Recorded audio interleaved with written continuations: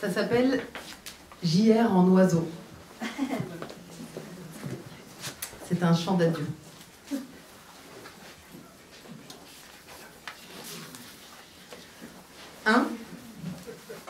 Apprendre à écouter avant qu'il ne soit trop tard.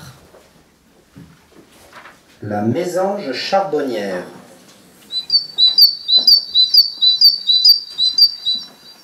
Dis-tu, ris-tu, vois-tu, cries-tu, viens-tu, vis-tu, es-tu, nuit.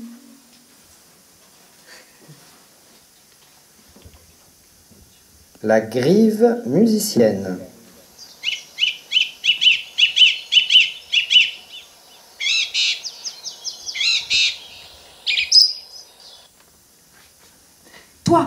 Toi, et toi, oui, toi, et toi.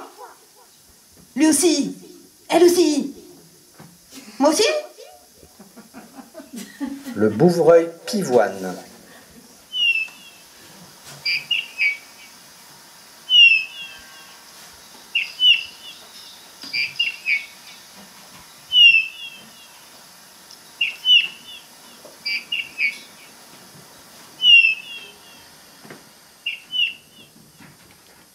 Viens, t'en vas pas, reviens, vois-moi, réponds-moi, viens à moi, t'en vas pas, reviens vers moi. L'accenteur mouché.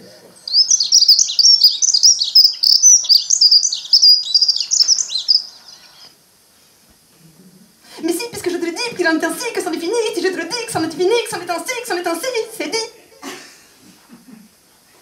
Le grimpereau des jardins.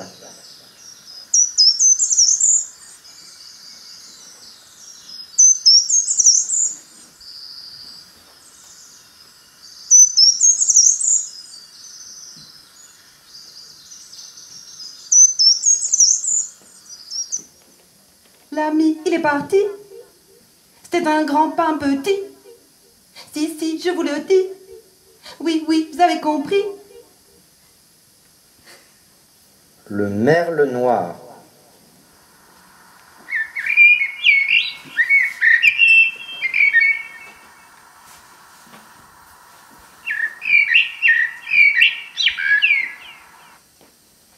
Ma io non so che dirti, dimmi che sì, sono con te. Siamo in due, se lo vuoi. La corneille noire.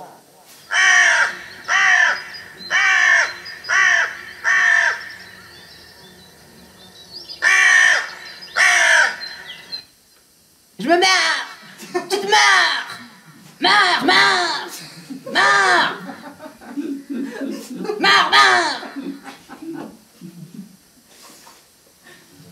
La tourterelle turque.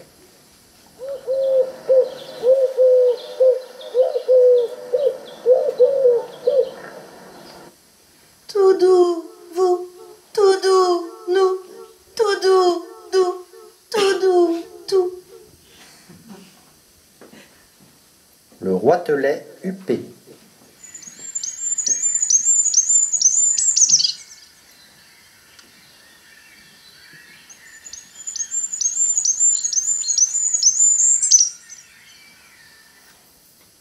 Oui, c'est un nid, c'est tout gris, c'est un bris, c'est un pli ahuri de la vie, oui.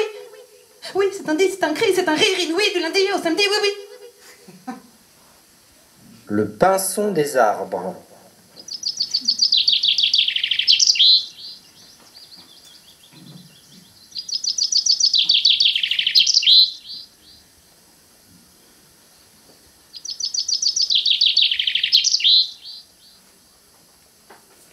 Si, je peux m'envoler. Si, je peux m'envoler. Si, je me suis envolée.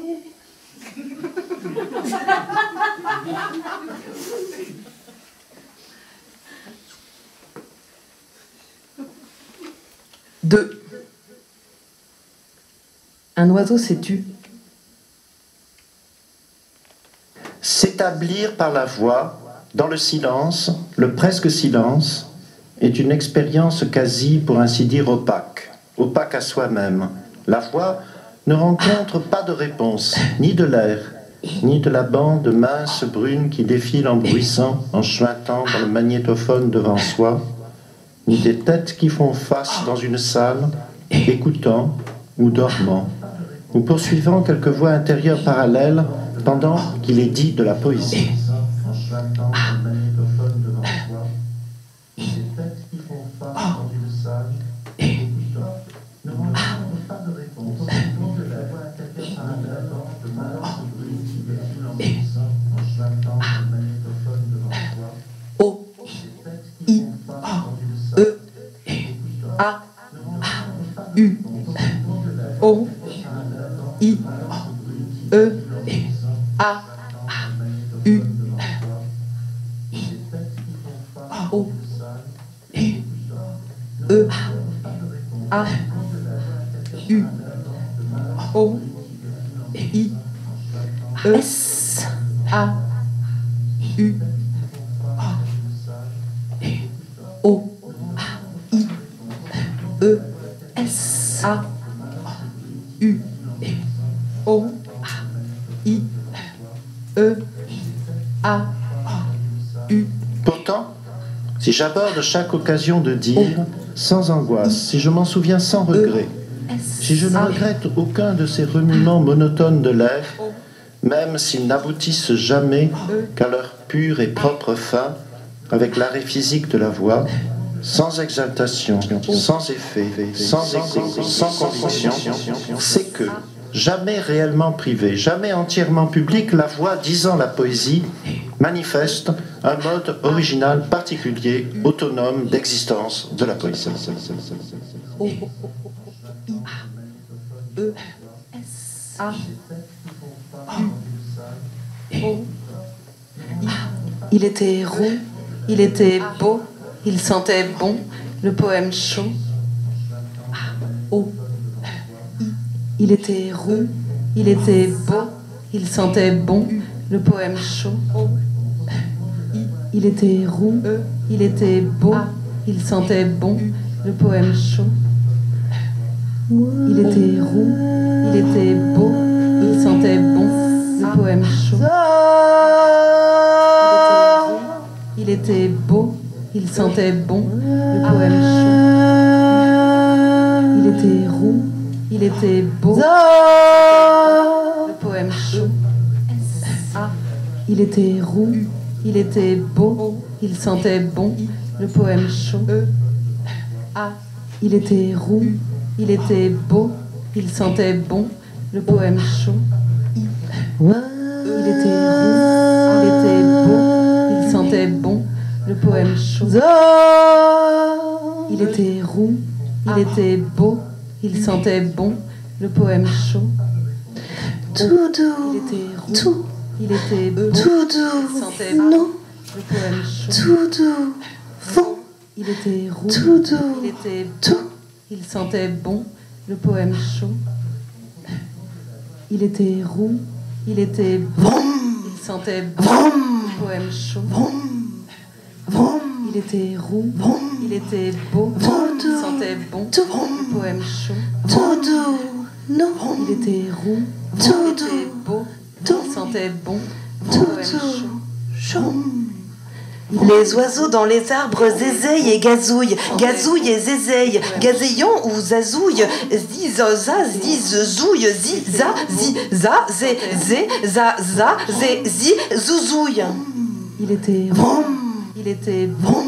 Dans les ombres des arbres, les ombres qui descendent, sombres comme la cendre, dans les nids ils s'entassent, dessus ou bien dessous. Le poème chaud. Les oiseaux font silence. Il était beau, il sentait. 3.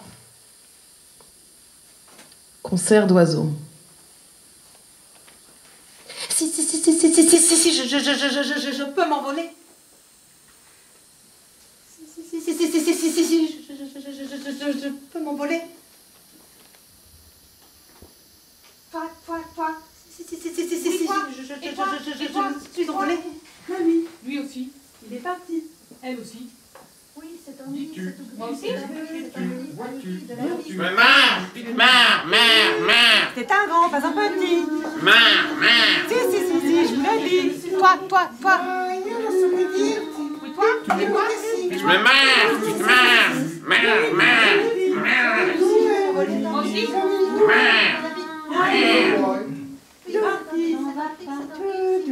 C'est un grand, pas un petit. Si, je vous l'ai dit. Je me marre. Oui, j'ai compris. Oui.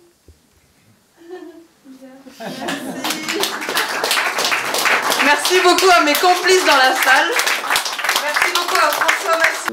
Des extraits de mon dernier roman autobiographique publié chez Cancé Éditions cet automne.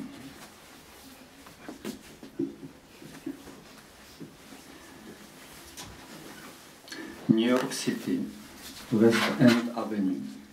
Je respire enfin, après l'étouffante expérience du totalitarisme vécue dans ma jeunesse, en Tchécoslovaquie communiste, à la périphérie du bloc soviétique. Passé lointain, balayé par le temps, le totalitarisme est un monstre prêt à ressurgir à tout moment.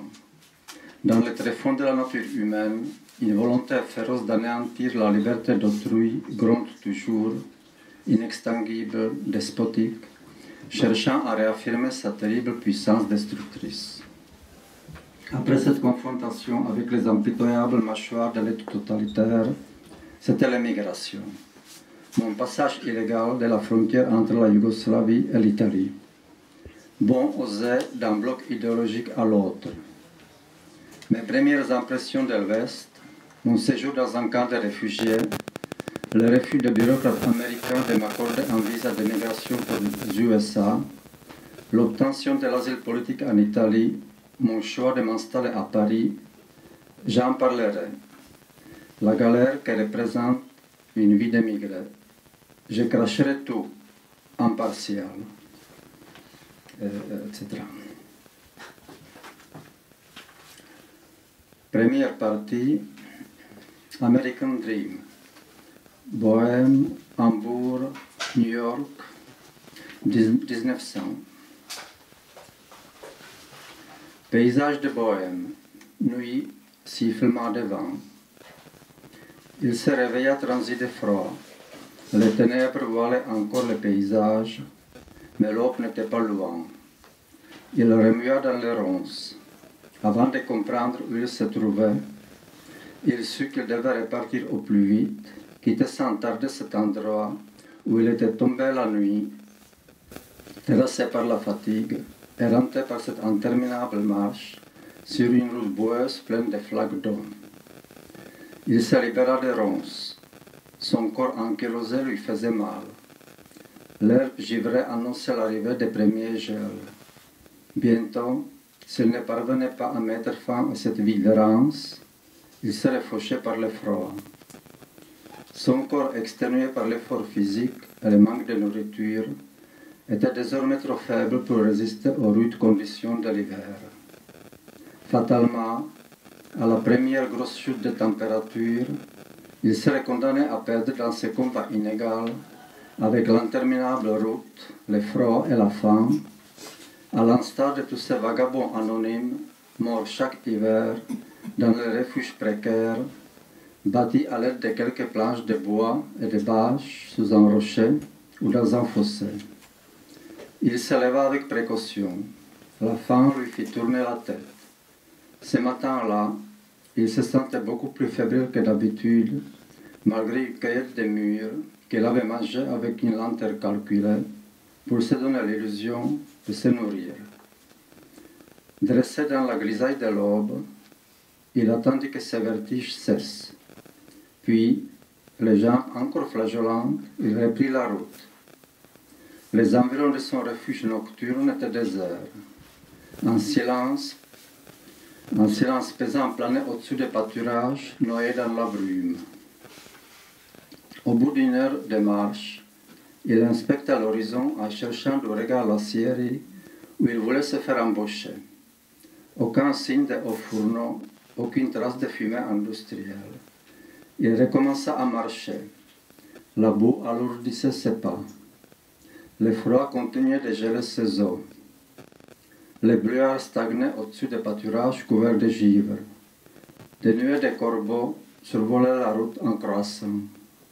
Après une autre heure d'effort, il fit une nouvelle halte, scruta la campagne, pensant avec amertume qu'il finirait par retomber dans le fossé avant d'atteindre l'usine, terrassé par un épuisement dont il ne se remettrait jamais, etc.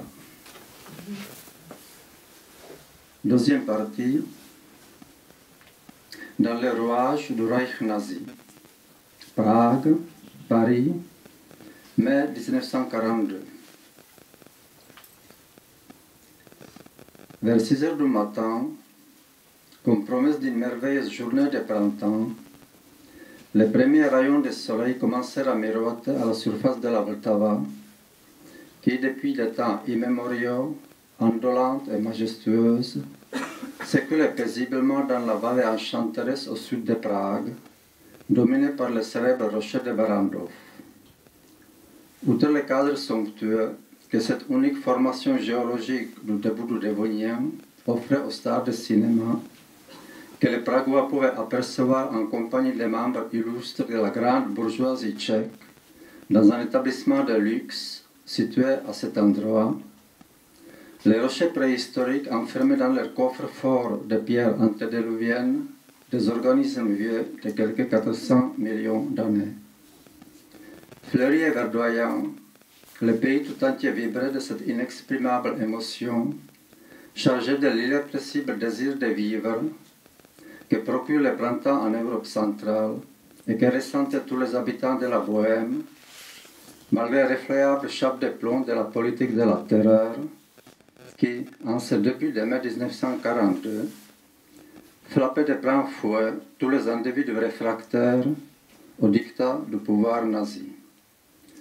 L'homme enregistré dans les dossiers secrets de la police du Reich, sous le code K9, buvait son café devant la baie vitrée de la villa, incrustée dans les hauteurs de Barrandov, tout en contemplant ce spectacle printanier qu'il jugerait sans doute plein de poésie, citant au passage Roderin ou Rilke, s'il n'était pas plongé dans une bien plus sérieuse réflexion sur l'État, la sécurité, l'ennemi et les impératifs d'action que doit respecter tout pouvoir qui aspire à bâtir un État fort et à réaliser sa véritable substance, l'instauration de l'ordre,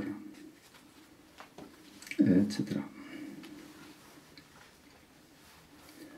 Quatrième partie, Empire State Building, New York, Chicago, vers 1930. C'était vendredi. Ils étaient crevés après une semaine de travail éreintant dans le froid de l'automne. Mais les chantiers ne tenaient pas compte des conditions météorologiques. Les gratte-ciels qu'ils construisaient s'élevaient à une vitesse record, au rythme de 3 ou 4 étages par semaine, au-dessus des fondations en béton, creusées à plus de 10 mètres sous terre. Embauchés comme skyboy pour bâtir un gratte-ciel qui ferait de New York le centre du monde, ils démarraient leur travail dès que la lumière du jour permettait d'attaquer l'assemblage de l'armature en acier. Il s'est passé quelque chose au cœur de Manhattan. Tout le monde le sentait. Les ouvriers et les maîtres d'œuvre, aussi bien que les habitants de New York et les journalistes. Les buildings qui sortaient de terre donnaient du vertige aux passants. Sa croissance spectaculaire excitait les gazettes. Sa hauteur annonçait rendre insomniaques les promoteurs immobiliers concurrents. De l'avis général, l'Amérique était en train d'immortaliser sa puissance dans des matières capables de résister au temps, le béton et l'acier. Le monde entier avait les yeux rivés sur cet exploit, etc. Sixième partie, ma jeunesse à Prague. Prague, Isola, Trieste, 1984-1986. Café Slavie, un soir d'automne de 1984. Ce fameux soir-là, le monde s'est mis à délirer. Avec mon ami Kochus, cofondateur de notre groupuscule conspirationniste, nous discutions de littérature et de politique. Débats interminables, disputes féroces, proclamations tonitruantes de nos convictions. Nos échanges enflammés se déroulaient dans une ambiance de clandestinité que tous les mouvements underground de l'Ouest pouvaient nous envier, parce que nous risquions réellement d'être dénoncés à tout moment par un de ces mouchards qui, envoyés par la police secrète à tous les endroits où se rencontre la jeunesse contestataire, traquaient des propos contre l'État communiste. Nous rêvions de renverser les bolcheviks. No future, hurlaient les Sex Pistols de l'autre côté du rideau de fer, libres de hurler leur rage. Les drogués de Londres ne savaient rien du régime carcéral de l'Est. Le régime communiste était un enfer totalitaire qui supprimait d'un coup de fossile la liberté individuelle et cognait avec un marteau sur tous les récalcitrants. Mais la surveillance et la répression omniprésente ne nous empêchaient pas de rêver d'une action subversive qui ébranlerait ces monstres tyranniques et séniles qui nous tenaient enfermés dans cette cage de dogmes et d'interdits, etc., etc.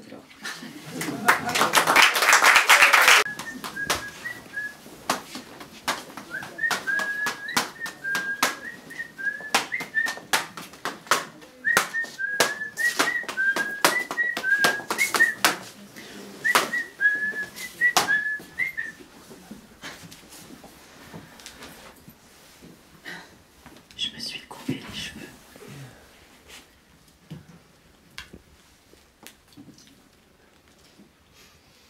Et j'ai perdu la voix. Il y avait ma voix dans les cheveux. Il y avait des gens dans les cheveux. Je les ai laissés partir. Et ça m'a laissé sans voix. Alors j'ai choisi la voix de Rosalie Bribe. Et aussi parce que la joie est avec nous.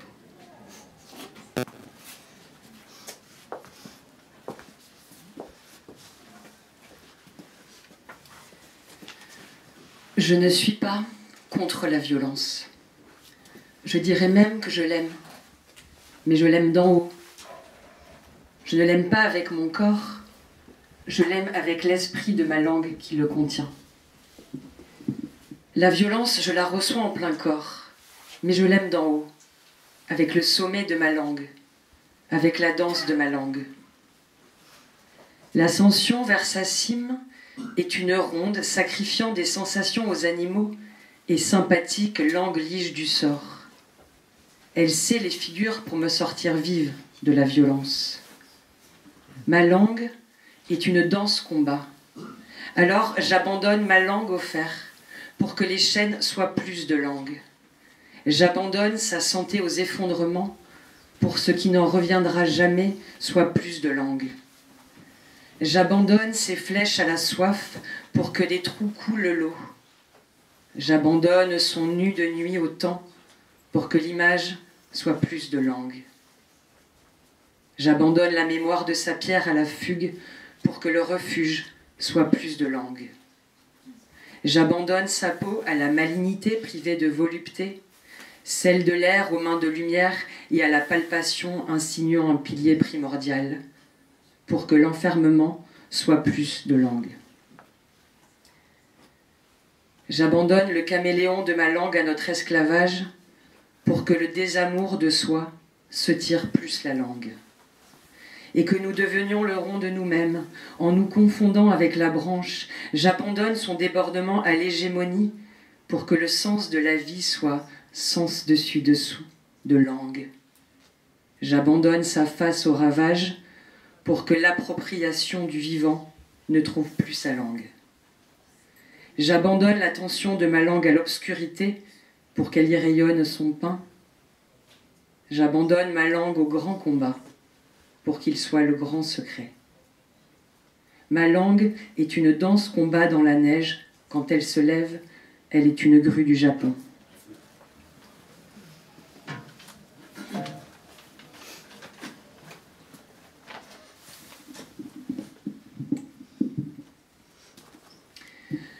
Les poètes ne se reconnaissent pas à leur invention d'une forme nouvelle, mais parce qu'ils sont amoureux.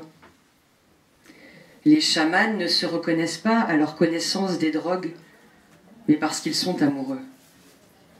Les sorcières ne se reconnaissent pas à ce qu'elles osent répondre, mais parce qu'elles sont amoureuses. Les médiums ne se reconnaissent pas au degré de torsion à distance d'une cuillère, mais parce qu'ils sont amoureux. Les philosophes ne se reconnaissent pas au déplacement du centre de leur système, mais parce qu'ils sont amoureux. Les super-héros ne se reconnaissent pas à la quantité de leurs exploits, mais parce qu'ils sont amoureux. Aime, toi-même, toi-même, nais-toi toi-même, nais-toi toi-même, connais même, connais-toi, reconnais-toi toi-même. Être, ne pas, et être, sentir, et s'en tirer de la distance. Je ne suis pas poète, je suis amoureuse parce que je suis poète, parce que je suis amoureuse, parce que je n'entre nulle part, parce que je suis un relais d'oscillation, parce que je bois dans la corne d'abondance de la simplicité qui se tarit dans l'exactitude. Je suis amoureuse parce que nous nous goûtons la voix, parce que les pieds de la chaise me parlent du soleil qui se couche. Je ne suis pas poète, je suis amoureuse parce que je haïsse avec l'inconnu des mots. Je ne suis pas chamane, je suis amoureuse parce que j'amplifie ton corps vital et donne vie à ton être réel. Je ne suis pas sorcière, je suis amoureuse parce que j'ai appris à vivre cachée là où toute chose est animée. Je ne suis pas paysanne, je suis amoureuse parce que je suis rendue au sol avec le ciel dans la matière. Je ne suis pas magicienne, je suis amoureuse parce que tout ce que je dis apparaît et fait s'écrouler l'illusion. Je ne suis pas prêtresse, je suis amoureuse parce que je suis un épi au vent quand je susurre une demande dans le creux de mes mains. Je ne suis pas devineresse, je suis amoureuse parce que j'éprouve la réalité. Je ne suis ni danseuse ni philosophe, je suis amoureuse parce que je pétris l'ombre et la lumière avec mes pieds. Je ne suis pas un ovni, je suis amoureuse, parce que j'ai voulu venir et je continue avec la même force de vouloir venir à travers les cuisses du réel. Je ne suis pas perchée, je suis amoureuse, parce que j'embrasse, j'enfonce, je ris avec mes bouches en symétrie avec les bouches de l'univers. Je ne suis pas innocente. Je suis amoureuse parce que je monte sur les tables de mon tribunal pour les empêcher de devenir un dédale. Je ne suis pas une plante. Je suis amoureuse parce que je suis vous qui êtes la plante. Je ne suis pas Anna, je suis amoureuse parce que je me donne des noms pour détonner mon corps des péripéties et habiter dans le souvenir renversant. Et je me renomme à chaque fois que mes alvéoles se fendent pour crier à l'air spécial dans l'air, et j'offre tous mes noms pour m'inscrire dans le regard qui coule. Je ne suis pas une femme. Je suis amoureuse parce que je suis féconde d'une massive lenteur. Je ne suis pas un corps, je suis amoureuse parce que je ne peux m'empêcher du ciel. Je ne suis pas un chemin. Je suis amoureuse parce que j'ai le vague souvenir d'être passée par là et j'y plonge. Je ne suis pas un être. Je suis amoureuse parce que je ne serai jamais. Je suis jusqu'à anticiper. Je ne suis pas personne.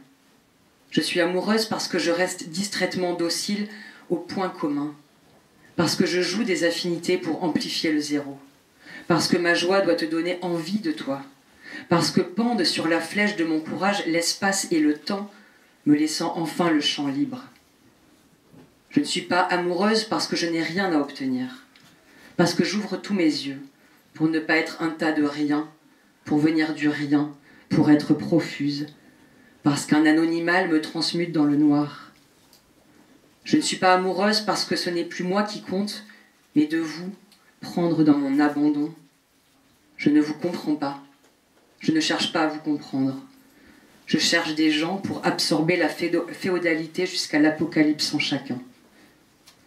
Je ne suis pas amour parce que je suis amour, parce que je ne suis pas amour, parce que je m'allonge de tout mon long dans l'humeur des pourtours, dans l'humeur des garrigues, dans l'humeur des ergues, dans l'humeur des étangs des pans, dans l'humeur des colonnes de grès, dans l'humeur des clercs de place, dans l'humeur des bergeries d'artistes, dans la tumeur des strates de plastique, dans l'exil de nos cœurs qui se sont barrés avec la nudité, parce que la fraîche roulade, loin des pâles îles de raison, parce que le radeau du rythme, parce que parfois, parce qu'une fois, j'aime autant le souffle, la révolte, j'écris sur ta peau l'ami en faisant gronder ton sang, je montre du doigt l'étendue où il sort, je rabote dans une rivière astronomique, je pisse ma sorcellerie, tout en même temps,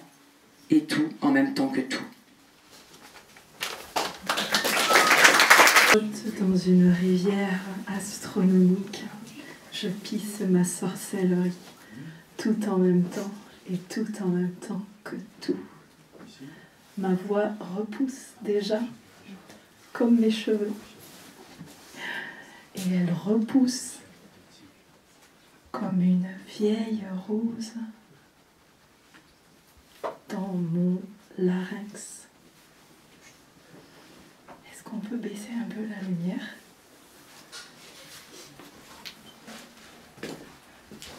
Pour la vieille rose. Voilà. C'est radical. C'est radical. Moi aussi alors. Je vais être aussi radicale que la lumière.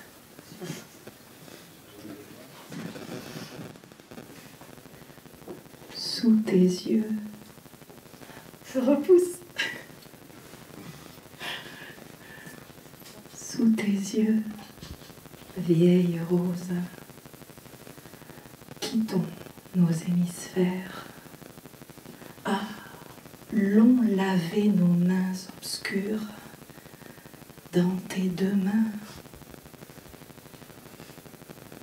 Nos mains noxicultrices, noctiflores, nos deux noctilux, allant vers toi, vieille rose, bénitier du lieu, à peine pénétrant, vieille rose, tes arcades épistolaires, pierre, battement, pierre battante, dans ta rosée souterraine, dans ton éclat compté,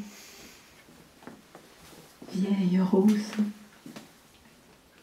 nous venons regarder, refléter notre unique sourire flottant, goutte sourire, nous voir dans tes deux mains, vieille rose. Nous voilà, trois mages de la terre, bougeant nos peaux noires, remuant dans nos peignoirs blancs les vents, les vents. Notre sourire danse le voile. Sourire, le voile de la terre, quand nous lui adressons à la terre l'ascension de nos mouvements, la terre se dévoile en une épine de joie, début d'aile et jour. Et toi seule, vieille rose, peux refléter ce sourire en vol.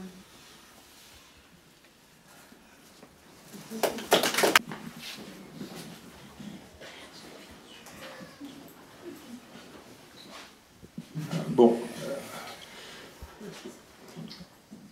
je sais pas trop en fait. Je sais pas si je peux faire autre chose que ce que vous avez fait. Enfin, je sais plus en fait. Non mais je sais pas en fait. C'était très bien en fait. Je sais pas quoi faire en fait. J'ose pas. Je sais pas. Qu'est-ce que je fais en fait. Non, je sais plus en fait. Je sais plus quoi faire. je vais essayer, mais je ne sais pas si ça va être mieux, hein.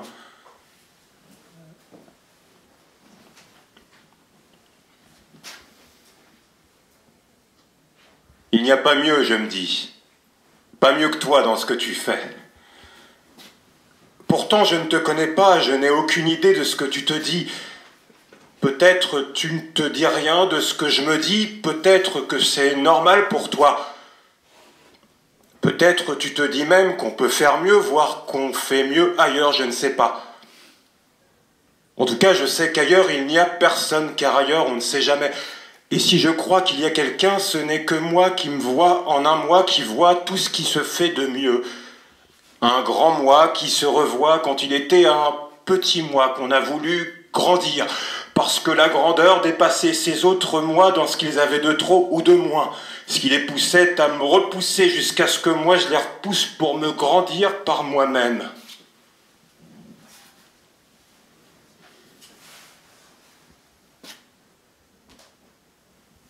Alors il n'y a pas mieux, je me dis. Pas mieux que moi dans ce que je fais.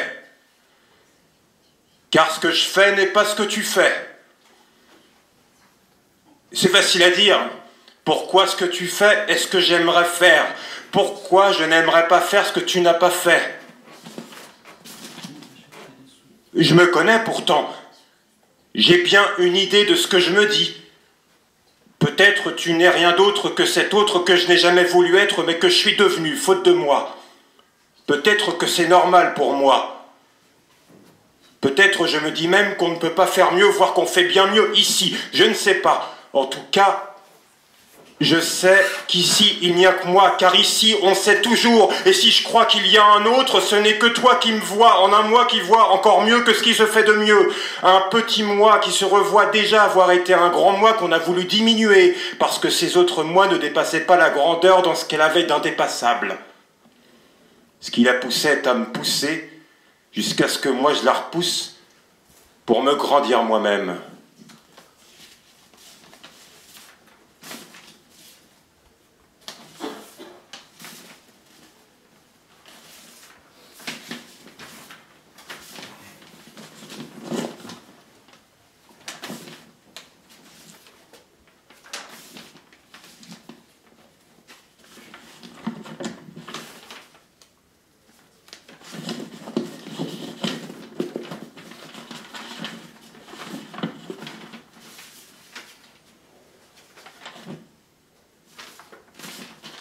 J'arrive.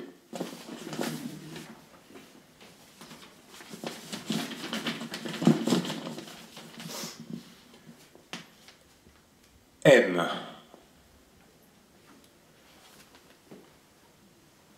Il t'aime tel qu'il ne s'aime pas, comme il n'est pas. Mais ce que tu aimes, c'est qu'il ne t'aime pas ainsi, car si en plus tu dois aussi t'aimer, ça fait beaucoup. Ce que tu aimes, c'est qu'il aime ce que tu n'aimes pas chez toi.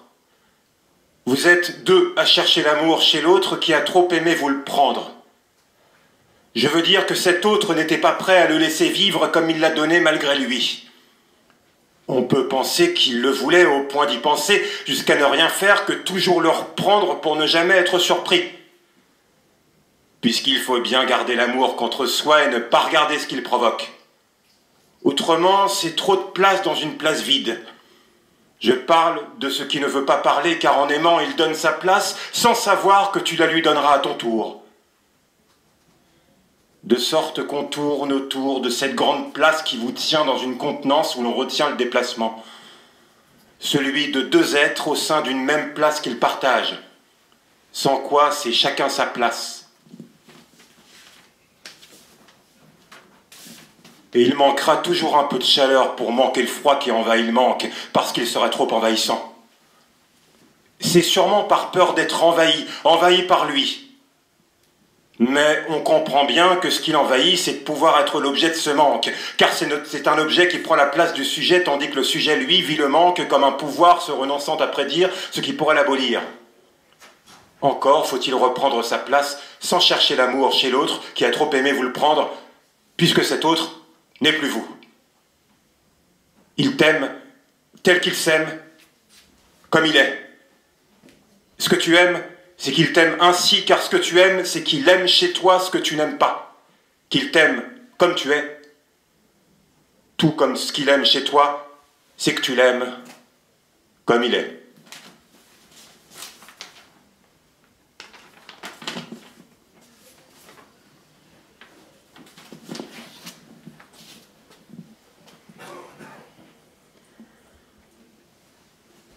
Je suis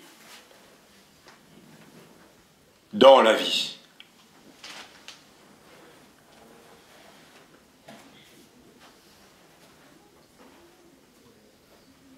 Il n'y a rien à sortir de soi qui te dit de sortir quelque chose, qui te dit dans la tête que ça traverse nulle part ailleurs, que d'entrer quelque part avant n'a jamais eu lieu. Comme si tout à l'extérieur de soi s'entêtait à figer malgré soi ce qui bouge dans le corps. Il n'y a rien à vouloir de soi qui te dit de vouloir quelque chose, qui te dit dans la tête que ça ne veut pas, car plus on veut, plus on ne veut pas. Ce n'est pas être inepte, car qui te dit ce que le corps ne dit pas, mais réalise. Or, te dire, c'est se dire et se redire qu'en réalité on est inepte à ce quelque chose. Ça devient une irréalité de la tête qui discute son corps jusqu'au moment où le corps discute à son tour sa tête en vue de se réaliser. Il n'y a plus rien à dire, sinon de se dire pour une dernière fois qu'on réalise enfin que quand le corps discute sa tête, c'est pour traverser cette impossibilité de faire quelque chose. Non plus redire que l'on veut, mais refaire ce qu'on n'a jamais dit, c'est-à-dire qui sort de soi sans personne qui te dit quoi vouloir, qu'on n'a jamais voulu dans la vie. Il n'y a rien à essayer dans la vie. Il n'y a rien à chercher dans la vie. Il n'y a rien à réussir dans la vie. Il y a tout ce qui empêche dans la vie. On te dit comment vivre hors de toi dans la vie. Il y a tout ce qui meurt avec toi dans la vie. Rien n'existe que je dois sauver dans la vie. Dans la vie n'existe pas. Dans la vie je ne suis pas. Puisque ma vie, je suis. Merci.